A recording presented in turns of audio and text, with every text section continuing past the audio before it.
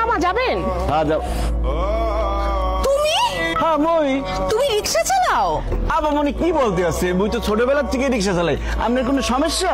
এই খবরদার আমার সাথে ফাইজলামি করবে না। তুমি যে রিকশা চালাও সেটা আমাকে বিয়ের আগে বলো নাই কেন? মুই আপনার কেন বলবো? আপনি কেডা? আমি কেডা মানে আমি তোমার বউ। আপনার চেহারা, চোখ, হাত, পা, গাল, গলা সবকিছু হুবহু আমার স্বামী সবুজের মতো। ম্যাডাম হয়েছে কি, এই দুনিয়াত এক চেহারা 7 জন মানুষ আছে, এর লিগেই আপনার স্বামীর সাথে মোর চেহারা মিলে গেছে, কিন্তু মুই আপনার স্বামী না।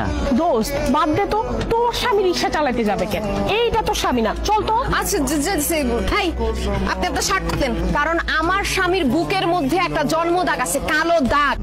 সেই দাগ যদি আপনার বুকের মধ্যে না থাকে তাহলে আমি বিশ্বাস করে নিব আপনি আমার স্বামী না। এই না হাত ধরতো না আমি খুলবো না সাহেব, খবরদার মরে ধরবেন না।